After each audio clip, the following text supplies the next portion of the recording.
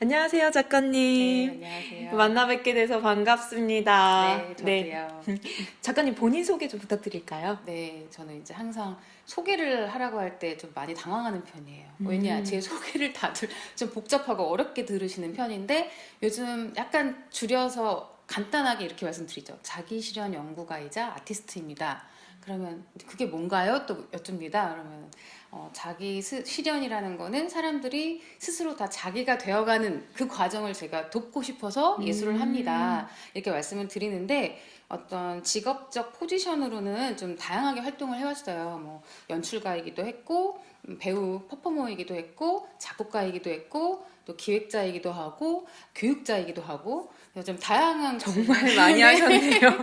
그러다 보니까 자기소개를 하라 그러면 이제 좀 길어지는 저를 약간 당황스러워하는데 좀 뭐 익숙하기도 하고요 요즘은. 네, 네, 이쯤에서 일단 자기소개. 알겠습니다. 어, 작가님의 작품 세 개를 들여다보니 칼 융의 분석 심리학, 음, 그리고 음, 조셉 캠벨의 비교 신화학 등 음. 굉장히 생소하고 어려운 학문들이 녹아있더라고요. 네. 근데 이런 학문들을 어떻게 접하시고 또 어떻게 소화하셨는지 궁금합니다. 네, 지금 방금 말씀하신 대로 그 어떤 사람의 이름이 외국인이고, 네. 어떤 학문의 개념이라는 게 좀 어렵게 느껴지시는 것 같아서 요즘은 제가 그 학문을 적용했다 뭐 이런 표현을 조금 많이 생략은 하고 있어요. 제가 네네. 어디 기록물이라던가 제 포트폴리오라던가 이제 이런 데는 기재가 좀 되어 있긴 한데 이제 그걸 보시고 아마 여쭤보는 것 같아서 한편으로 반갑기도 해요. 왜냐하면 제가 진짜 많이 영향을 받은 학문이기 때문에 어디선가 이런 걸 얘기할 기회가 있으면 좋겠다라는 생각도 종종 하는데 아까 말씀하신 대로 좀 어렵고 좀 생소해서 그런지 잘 안 물어보시거든요. 근데 이제 조금 이제 대답이 길 수도 있는데 칼 융이라는 학자와 조셉 캠벨이라는 학자는 둘이 많이 이제 연관이 되어 있어요. 연관이 되어 있고 이건 제 어린 시절하고도 만나는 것 같아요. 그러니까 저는 어린 시절부터 삶에 불만이 많았어요. 음, 다 괜찮다 그러고 칭찬을 해주고 먹을 것이 많고 뭐 그래요 뭐 그렇게 대단히 불우한 것도 아니었고 막 어디서 막뭐 왕따를 크게 당했다거나 큰 사건 사고를 당한 것도 아니었지만 인생이 좀 더 나아질 수 있다. 삶은 조금 더 행복해져야 한다. 이런 고민을 사실 웃기지만 초등학교 때부터 했던 것 같아요.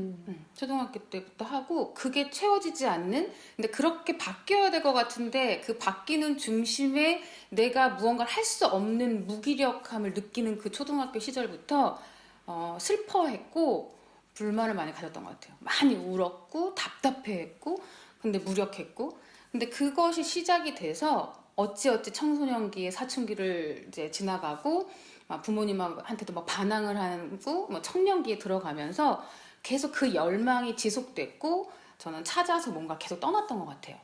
그럼 더 행복해지는 게 뭐지?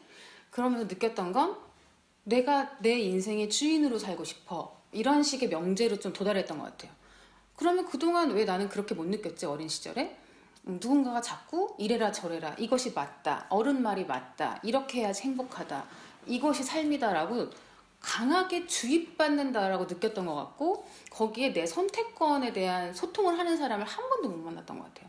그래서 저는 그 나의 선택권에 대한 소통을 하게끔 조장해주는 것을 찾아다닌 것에 초점을 맞췄는데 그게 다 책, 예술, 음, 음악가, 뭐 연극, 영화, 책 이런 데에서는 그 소통이 일어나는 것 같았어요. 너의 삶의 선택을 네가 할 수 있다면 너 어떻게 할래?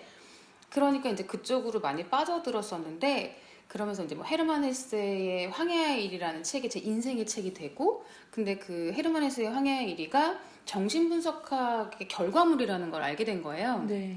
그래서 헤르만 헤세도 많이 아팠던 인생을 사셨어요.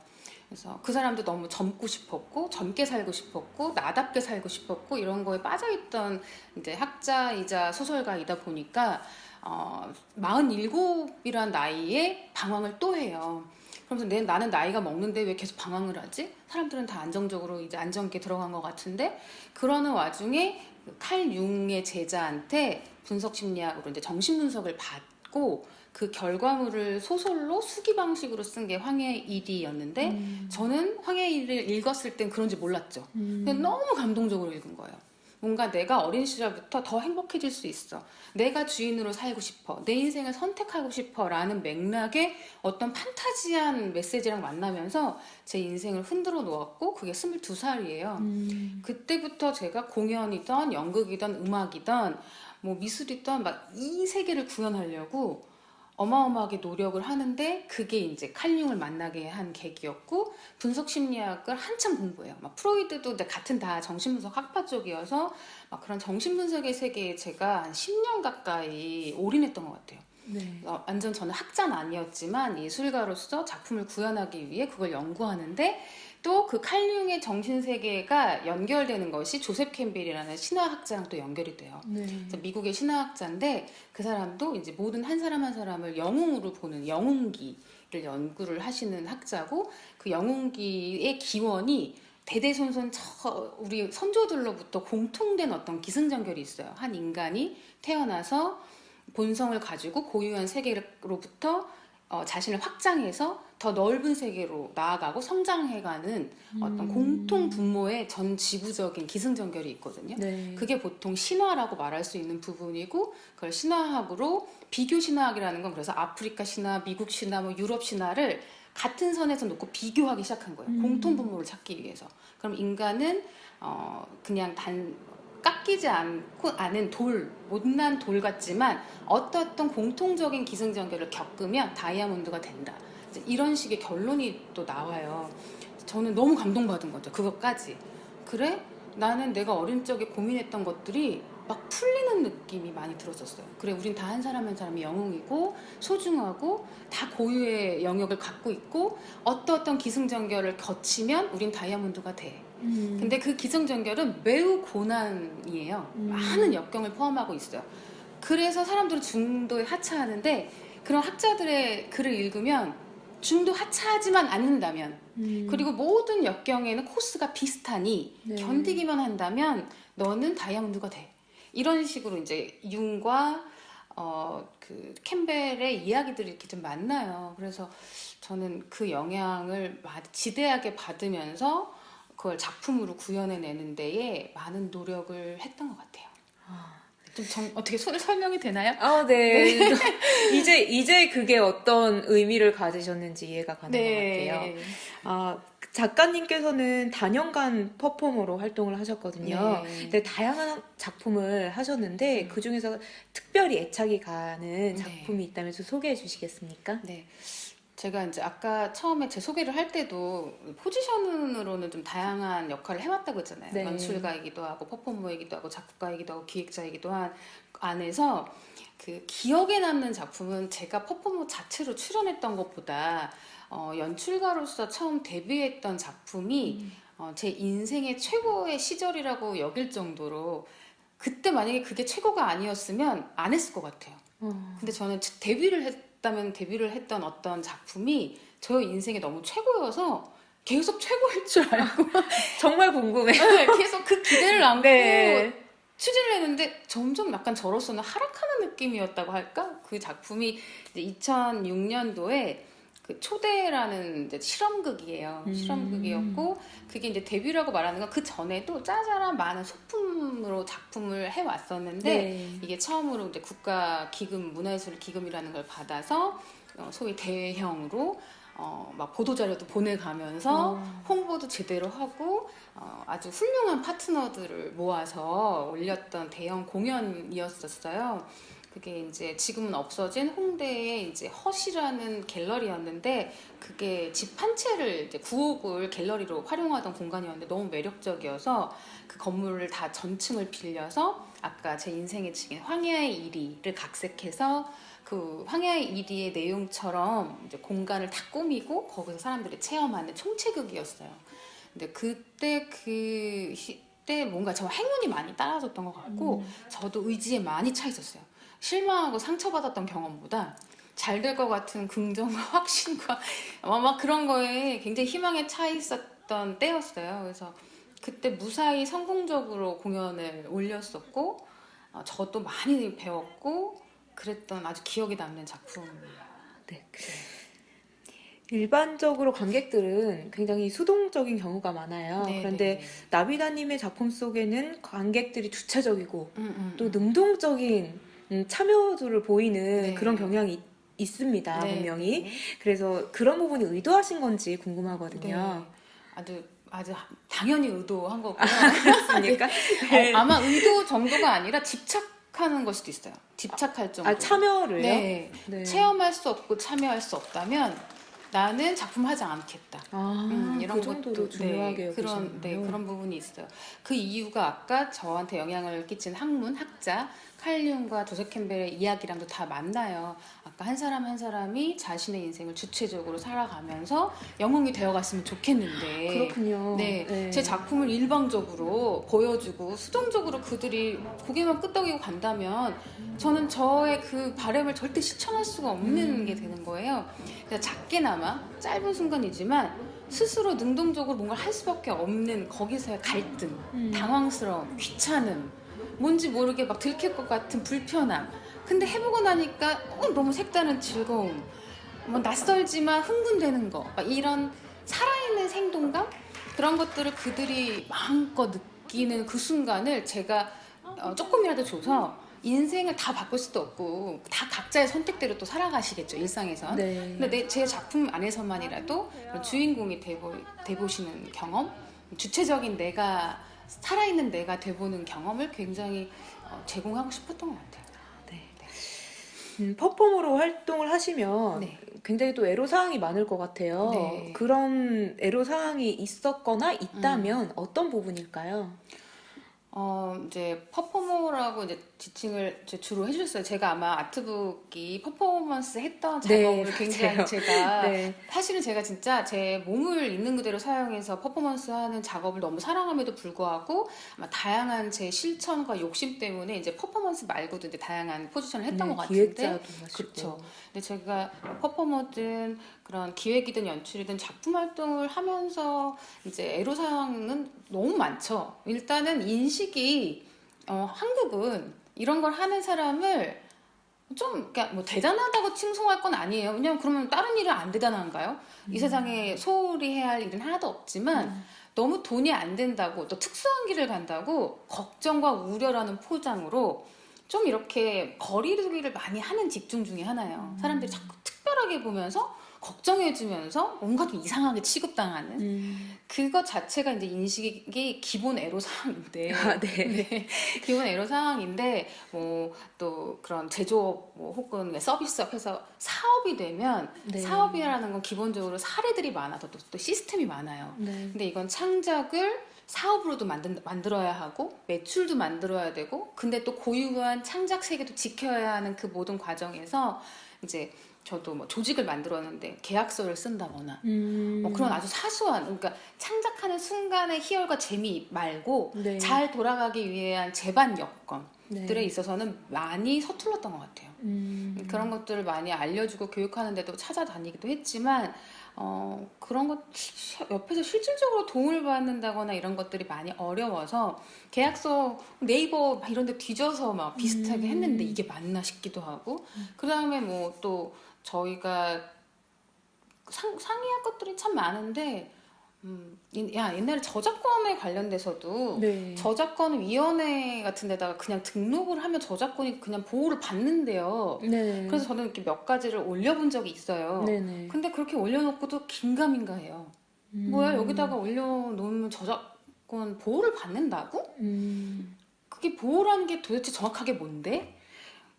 그러다가 이제 또 그 보호를 못 믿겠어서 나는 그래, 저작권이라는 거는 작품이 발효되면 만들어지면 그때부터 그냥 자동 발생이래, 이런 것 자체가 너무 다 그냥 법적이지 않은 것 같잖아요. 네. 그냥인 거잖아. 그래갖고 또 이제 특허권을 또 알아봤었어요. 네. 근데 작품이 특허랑 만나기에는 또 제도가 적합하지 않은 게 되게 많아요. 디자인적이어야 한다, 발명품적이어야 한다. 그래서 결국 이제 막 알아봐서 수소문해서 한 게 상표 등록? 이름이라도 지키자. 뭐 네네. 이런 방식? 근데 이런 것들을 요즘은 예술인 복지제도도 좀 생겼어요. 그러니까 제가 더좀 활동한 지 벌써 15년, 20년 다 돼가니까 어려운 시절이 더 길었긴 했는데 요즘 또 후배들 혹은 저도 이제 다시 조금 더 적극적으로 찾는다 그러면 뭐 서울문화재단도 그렇고 복지재단도 그렇고 좀 여러 가지 창구가 있는 것 같기는 해요. 네. 네. 그런 어려운 점을 직접 경험하셨고 또 혹시 해결한 일화가 있으면 소개를 좀 해주시겠어요? 그 해결한 정도라고 한 게 이제 변리사분하고 특허 그 상표 등록한 거 네. 그거 하나를 실제적으로 법적으로 뭐 이용해봤다면 이용해본 거, 뭐 1년 정도 안에 뭐 특허가 나오는 과정을 겪어보고, 그래서 저작권은 자연 발생이라고 한다 그러면 그건 분쟁이 일어났을 때 뭔가 효력이 발생할 것 같은데, 네. 저는 아직 분쟁이라면 일어날 수 있는 것들도 많이 있긴 있어요. 근데 그게 저작권법에서 옛날에 수업 들으러 가보면 또 이 창작을 얼어붙지 않게 하려면 저작권법이 좀 느슨해야 된다면서요. 복제도 서로 해줄 수 있고 할 수 있고 대단한 표절 이렇게가 아니라면 어느 정도는 유사한 상품들이 나와야 그때 그걸 이해하고 누가 나랑 너무 비슷한 걸 했는데 그때 저는 이걸 분쟁으로 가지 않고 그래 롯데 오리온 초코파이가 너무 맛있어서 롯데에서도 초코파이 만들잖아. 내가 만약에 개수 상품을 만든다면 그냥 오리온 초코파이가 원조고 롯데가 초코파이 따라한 거지 이렇게 사람들이 아는 것처럼